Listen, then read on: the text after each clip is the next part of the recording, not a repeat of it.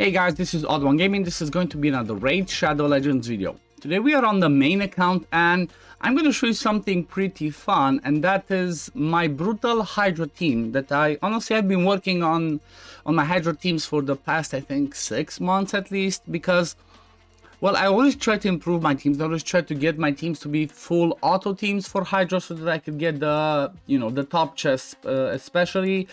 And I was always trying to get them to be full auto. So I've been working on them like crazy. And well, in the past months as well, what happened is we got the Hydra clash. So I kind of saw that and I was like, okay, let me try to improve it even more, because I was trying to get the top chest as the top damage that I can do on my account. Keeping in mind the fact that I do not have Acrizia and I do not have Cadaver, which are, a couple of those best champions for Hydra damage when we're talking about normal damage. I'm not talking about the Trunda cheese, I'm not talking about the corpulent Cadaver cheese. And, well, I found a team that's actually pretty awesome that I use for Brutal. I'm gonna start with Brutal. I think for tomorrow I'm gonna show you my Nightmare Hydra team, and honestly the team's pretty amazing, and it does around 150 million without like full auto, without me touching it at all. Maybe with some bad RNG I have to run it a second time, but most of the time this team is pretty consistent and it works pretty awesome. So the way that I'm going to do this is I'm going to first show you, I guess, the presets of the team. Then I'm going to show you the builds. And then at the end, I'm going to let you guys watch the whole run, because it's a 40-minute run, okay? It's a 40-minute run, and I don't want to just play this in the middle. So people that are interested to watch this, I'm going to leave it at the end, but I'm going to put it on like 2 or 3 times speed for people that want to see like how it goes. And actually, at the end of the day, the only things that I've done to try and achieve this damage that I'm going to show you is I clicked, like, I think halfway through or towards the end of it, and was just clicking if some of the heads were eating my team or stuff like that. So the team that I'm talking about is, let me just go in there, and this is the team that I'm talking about. So I'm using Necmostar, Molly, Tankard, Michinaki, Mistrala, Supreme Gaelic, and Royal Guard. Like, okay, maybe one of the things that's like, yeah, makes it a little bit easier is having Supreme Gaelic. I was lucky enough to have 2 of them, because one I won from the champion chase that I did a while back. He was like the top reward over there. And the second one I pulled during the 2 times voids last time it was around. And I was really excited because his kit is just amazing for Hydra, and it's mostly about this A3. But, we have the everybody else, I guess you could say, like, okay, Necmostar was a guaranteed. So if you're talking about endgame, okay, if you're an endgame account and you've done most of these things, you might have a Necmostar that was a guaranteed. You might have a Molly Tankard if you decided to get her from the token trader, because she's just godly. She's just amazing. Honestly, I knew she could be good for Hydra, but up until we had that Hydra clash between content creators, and I've seen the value of her, I didn't give her as much credit as she deserves. And you know what? She's amazing. So if you're debating, if you're endgame, and if you're debating using a few of your dupes to get Molly Tankard from the token trader, I 100% advise you to do that, because she's worth it. She's gonna make your Hydra team so much easier. Then Michinaki was, he was on a guaranteed, so to speak, in the summon rush when we had to pull 20 sacreds or do 10,000 points in that summon rush to collect fragments from him. Well, I got one of them from there, and then the other one, well, I just pulled as a dupe. And again, he's another one that I built a second one because he's so good for Hydra. He brings just so much. Then Mistrala, we all get her for free as long as we collect enough fragments from the Hydra. And then, well, Royal Guard is just the Royal Guard, which it can be a Husk, it can be, I guess, one of these two, Royal Guard or Husk. It can be whichever you guys have to build for this one. It's mostly about his max HP hit. So the presets that I have, and this is something that I want to mention because sometimes the AI is tricky. I made Necmostar prioritize the A3 and then second priority the A2. I noticed during all of my testing in the past few months that sometimes, even though he has it on cooldown, if there's an increased speed, I think, out there, he just does not do that A3. And you want him to do it as often as possible because it also boosts the turn meter by 30% and grants him an extra turn. So that's something to keep in mind. Prioritize both of these skills. Then, when it comes to Molly, I make her prioritize the provoke because I want her to constantly do that provoke for the head of decay. Even if the head of decay is not there, I still want her to do this because she also puts a reflect damage buff on herself. I don't have any type of AoE reflect damage in the team, so that is a extra buff that she has, which makes it easier for me to use her as a mischief tank. In this team, Molly is my mischief tank, okay? And she's just bonkers because of this AoE provoke, which makes it auto-friendly, but this is what it's all about. Like, the turn meter filled by 25% whenever she's hit by a boss, that's just huge. It's just crazy. And I'm gonna show you once we check the builds as well, something else that you need to keep in mind that makes it easier for people to be mischief tanks. When it comes to Michinaki, I'm making prioritize the A3 then the A2. Okay, but the way that I have it set up, I make him open with A2 first because my Mithrala is faster, so she's gonna put the Hex first. Therefore, he's gonna be able to put the decreased defense and decreased attack on everybody after Mithrala starts with that Hex. Again, Michinaki has an amazing kit for Hydra, buff removal, AoE Hex, decreased attack, decreased defense, HP burn on the A1 plus the joint attack from the passive just makes him just amazing. Then Mithrala, she's honestly she's pretty awesome and she does some crazy things.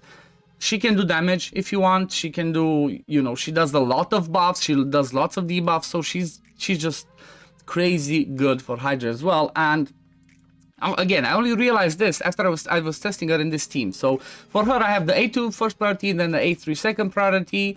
Supreme Gaelic, I only make him prioritize the A3 because I want him to do this AoE block buffs, HP burn, and decrease speed as often as possible. And then Royal Guard, I turn off his A3 and then I only use his A2 because I have him in a reflex set. So let's have a look at the build now. So Royal Guard, as I mentioned, he is in a, let me see, is everybody? Yep, everybody's in the vault. Let me just get them out. Am I missing 2, 4, 6? No, there they are. So Royal Guard is in a reflex, like I said. I want him to do as much this A2 as possible.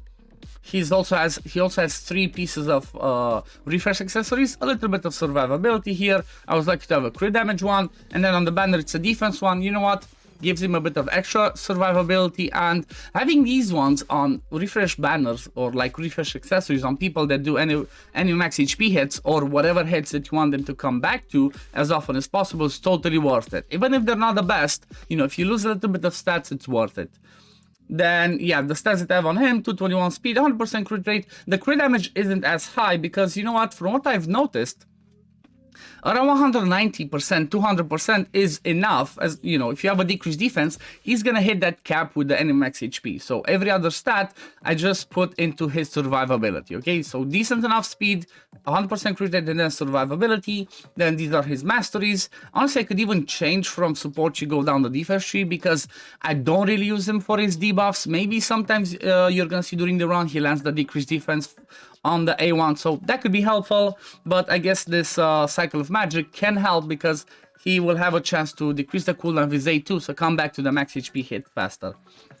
Then Mithrala Lifebane, again, I built her for PvE and gave her War Master down the support tree. I like to go like this for people like her and like Lydia. They have lots of buffs and debuffs because you can gain more turn meter, you can extend the duration of those buffs and debuffs, so I feel like this is the best way to go for with masteries for people like her. And I have her built in a Guardian and with some damage, honestly. So she's running at 269 with a Hydra bonus. She's like 280, 100% crit rate, good defense, decent crit damage, some HP, and then the accuracy to land her debuffs. The nice thing about her is because of her passive that gives her the same amount of resist that she has accuracy, makes her be you know, potential mischief target in case she has more buffs and then the mischief targets her. She's not gonna get her buffs removed unless she gets 3%. I also have her with 3-star Brimstone. Same thing for Nekmothar. Honestly, I think for Nekmothar I could just change him, maybe instead of having the Brimstone, which I mean I guess it gives you some HP, I could take him into Intimidating Presence so we get more speed and he gets more defense. But yeah, I guess it's better to have both of them, as in case one of them gets eaten, I have a chance to land the Brimstone. They have AoE hits, so it's not as you know, it's not as easy to direct the Brimstone where you want it. But yeah, the reason why I wanted to go with Guardian on Mistral is because she's pretty tanky, and this one brings you some damage mitigation for your squishier champions such as Royal Guard and Supreme Gaelic in my case. Then Nekmothar, I used to have him in Relentless, but honestly in this team we gained so much turn meter and so much speed and decreased speed, we have it out there all the time, that he didn't really need it. And I needed a little bit of a backup provoke because like I said, I'm trying to do it mostly full auto, and in case Molly gets eaten, I wouldn't have any other provoke unless I brought maybe a Husk instead of Royal Guard. So you could do that as well. If you want to keep your neck more relentless, just bring a Husk instead of Royal Guard, and then Husk can be your backup provoke in case Molly gets eaten. But yeah, he's in provoke, and I got him pretty fast as well. Pretty fast in provoke with 100% crit rate, 291 speed, good survivability, 100% crit rate, didn't really care about crit damage and accuracy. Then these are his masteries again with War Master, and then same principle as Mistrala with the support tree. Then we have Molly Tanker that I have War Master on her, and then I have her down the defense tree. The thing is, you don't really get much benefit down the support tree for Molly, only maybe from lasting gifts, where she has a chance to remove that, to extend that reflect damage, and that doesn't help much. So you'd rather just have her down the support tree, give her more resist, more survivability from here, from this one, because you definitely don't want her to die. She's the only reviver in this team, so you kind of want her to be tanky. I also took Cycle of Revenge because you might be crit a lot. There's, you know, there's another 5 champions apart from her, and there's chances that you get crit. Well, she's gonna get Termiter if somebody gets crit. So yeah, these are the masteries for her.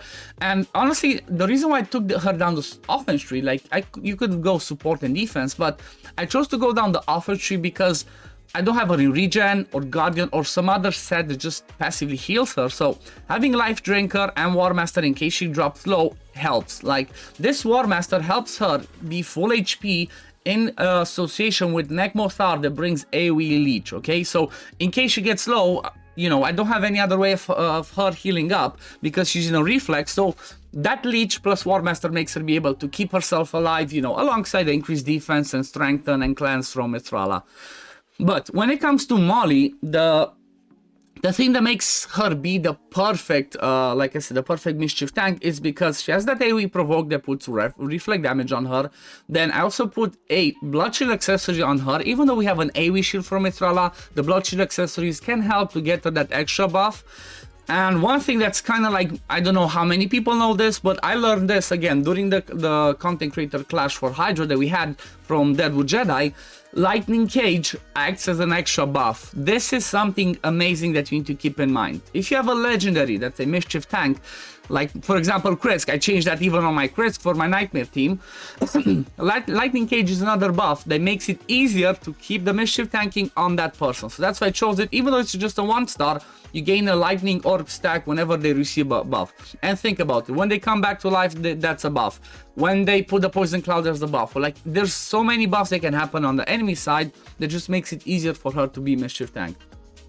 And the reason for reflex is because I want her to come back to this A2 as often as possible. She's not a massive damage dealer, she doesn't do like much stuff in terms of damage, but I want to always have this provoke up there. It can be for 1 turn or there's a 50% chance to be for 2 turns. So she's gonna keep cycling through that one, and again, like I said, she can also bring a revive, which helps, you know, if you do end up using the revive and you want to come back to the A2 again faster, having that reflex will help you out with that. Then Supreme Gaelic, I actually built him in a reflex again because I mostly care about his A3. You could go relentless as well, but I feel like champions that are a little bit squishier, that are attack based, such as, like I said, Supreme Gaelic and Royal Guard, you would rather have them in reflex, because if you have them in relentless, they might get too many turns and they might outrun their buffs, like, you know, the increased defense, the strengthen, the shield that they get from Mistrala. And if they do that, there's a higher chance they will die. Every time they die, you need to keep picking them back up and you lose out on damage. So that's why reflex is definitely the best damage set, especially for attack-based nukers. Like for people like Michinaki or Gnut, if you want to use, you can even go relentless, but, you know, it's, yeah, reflex for attack-based champions. And the stats that I have on him, 228 speed, again with the Hydra bonus to 40 speed, only 90% crit rate because he has 10% extra crit rate on every single skill. And because I have so much survivability in this team from the decrease attack and all the buffs that I mentioned before from Mistrala, I could even build him to do damage. Like, I didn't care too much about going crazy on survivability. I just built him for damage, gave him the accuracy that I needed, and we're good to go. Then masteries that I have on him, again, offense tree and then down the support tree. You don't need anything else from this side, just more accuracy, chance to refresh his skills. Definitely one Master Hexer for a chance to extend his debuffs. And yeah, that's Supreme Gaelic. Then we have Michinaki, another one that's pretty amazing. And I want to mention this about Michinaki. I've done several testings with him. I had him in Relentless, I had him in Reflex, I had him in Provoke. And depending on the team that you have, you might want, for example, maybe if you don't have any other Provoker in the team, just Molly or whoever else, if you need some back on Provoke, you could put Michinaki in Provoke set, because from his passive, he always has a chance to join the attack, okay, and constantly do A1, and he can help with that. But if you just want him to do the best damage possible, well, Savage or Lethal or Instinct, something like that, is the best one to go on him. Like I said, I even tested with Relentless, he did more damage with Savage. He's a bit slower, but we have so much turn meter, like I said, and increased speed going on that it does not matter. He's running at 220 speed, 5.3k attack, 267 crit damage, and again, enough accuracy to land his debuffs. I think if you have around 330 accuracy, you should be just fine. Then when it comes to masteries, I have him again War Master, then down the support sheet to help extend his debuffs, and then this one to have a high chance to land his HP burn on the A1. But yeah, this is the core team, and like I said, I really love this team because it can do that crazy damage without the Acrizia. And you know, I'm not buying that many shards. Like, I buy shards maybe once every year. I haven't bought stuff in a year, so without the Acrizia, it's a bit harder to hit that over 100 million. Like, I've seen some other people try stuff out, and yeah, it's not as easy. And finding the right combination, the right synergy between champions makes it work better, and this is the perfect team that I found for my brutal team. So now what I'm gonna do is I'm just gonna play you guys to watch the like I said, the run itself. It's gonna be like 15-20 minutes. I just wanted to leave it at the end, so you know, I don't have it just thrown in the middle and people maybe get annoyed. But there are some people that want to watch the runs themselves. They wrote to me in the past about that, so I'm gonna have this play right now. Enjoy, guys, but before I'm gonna leave for now. So thank you all for watching. As always, if you do enjoy my content, don't forget to like this video, subscribe to the channel, and I'm gonna see you all in the next one. Peace, love, take care, everyone. Bye, guys, and enjoy the run.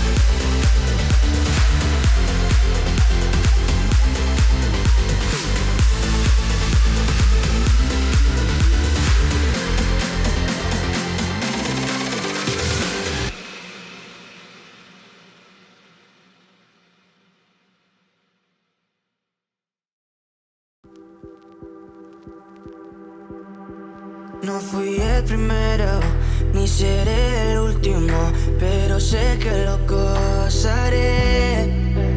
Para serte sincero, un Dios el que te enseñó lo que puedes hacer con mi piel. Baby, si se nos da, será lo que será, los dos vamos a matar, toda esa curiosidad. Baby, si se nos da, será lo que será, los dos vamos a matar, toda esa curiosidad.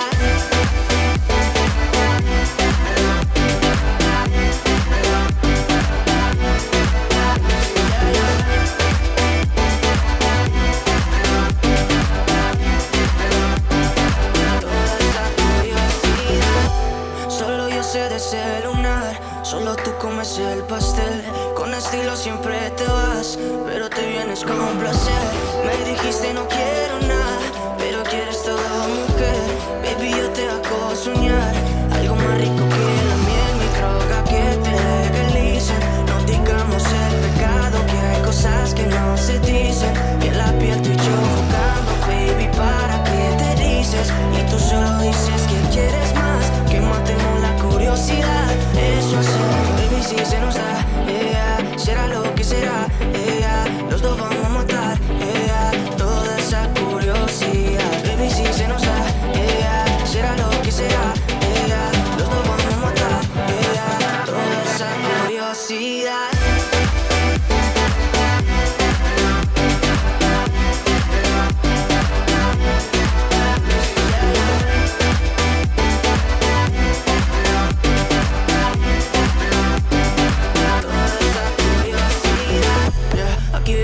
Estamos solitos y eso más de las 12. Pegándote bien lento, baby, para que tú goces. No somos algo serio, pero bien si me conoces. Tú eres el antojo de mi vida. Si tanto que te pienso ya no encuentro la salida. Pero no somos nada, nada, girl. Pero no somos nada, nada, girl. Baby, si se nos da, será lo que será,